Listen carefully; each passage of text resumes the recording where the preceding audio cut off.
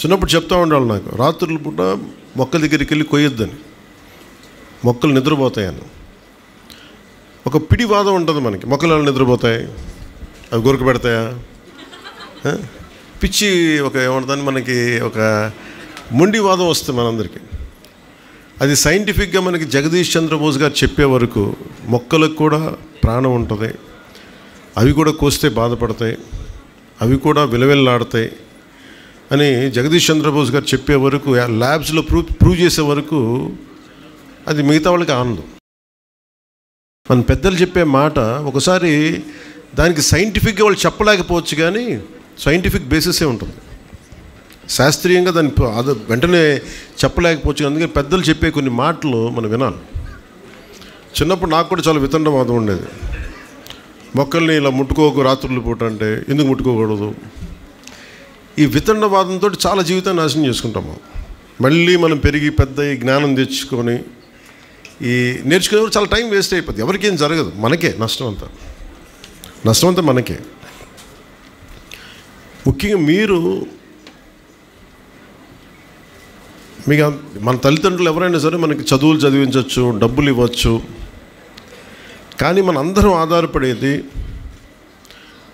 నీరు, శుద్ధమైన గాలి, స్వచ్ఛమైన గాలి, కనీసం కలుషితం లేని పరిసరాలు, ఇవి కనీసం మనకి.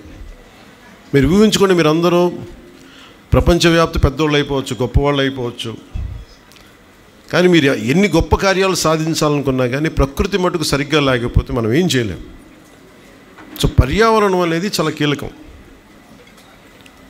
అలాంటి పర్యావరణానికి మూలాధారం మనకి కనీసం ఉండే వృక్షాలు, చిన్న మొక్కలు. ఒకసారి నేను ఇప్పుడు సౌత్ ఆఫ్రికాలో ఒక ప్రాంతానికి వెళ్ళినప్పుడు నాతో పాటు వచ్చిన డ్రైవర్ ఎక్కడో ఒక చాలా బీడు భూమి, అంటే అసలు ఎడారంటే ఎడారి, అక్కడ చిన్న ఇంతంత మొక్క తప్ప ఏమి ఉండదు అక్కడ. ఆ డ్రైవర్ ఎలా పడితే అలా పని చేస్తుంటే దాన్ని కన్జర్వ్ చేసే ఒక కన్జర్వేషనిస్ట్ ఒక ఆవిడ వెంటనే అలా పోనీకి చెప్పిన దారిలో నిల్లంది.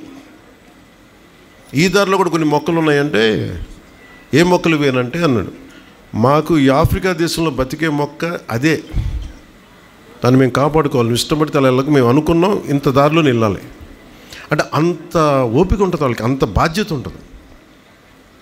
మనం ఏమంటే మనకు విలువ లేదు. మనకి చిన్నప్పుడు నేను కొల్లేరు గురించి చదువుకున్నాను. మీరు కొల్లేరు పాఠం ఉందా? ఇప్పుడు మనకి కొంగలు వస్తాయని ఉన్నాయా మనకి కొల్లేరులో? కానీ నిజంగా కొల్లేరు ఇప్పుడు అంత ఉంటుందో తెలియదు మనకి. చూస్తుండగా తాగే నీళ్లు పాడైపోతున్నాయి, బాటిల్ వాటర్ వచ్చేస్తుంది, చేతుల్లో మనం చంపేసుకుంటున్నాం. ఈ తపన అటవీ శాఖ, మన ఉన్నతాధికారులు కానీ మంత్రిత్వ శాఖ కానీ ఎందుకు తపన పడుతున్నారు అంటే, భవిష్యత్తులో పిల్లలకి ఏది ఇవ్వకపోతే మనం కూర్చొని మనం ఏం చేస్తున్నట్టు? మనం ఒక్కరిని బతికేస్తే సరిపోద్దా? నా వయసున్న వాళ్ళు ఒక్కడు బతికితే సరిపోద్దా? నేనంతా నాశనం చేసేసి వెళ్ళిపోతే సరిపోద్దా? అందుకని ప్రతి ఒక్కరు ప్రపంచం బాధ్యత తీసుకొని మనందరికీ ఇలాంటి దినాలను పెట్టింది మనం రక్షించుకోవడానికి.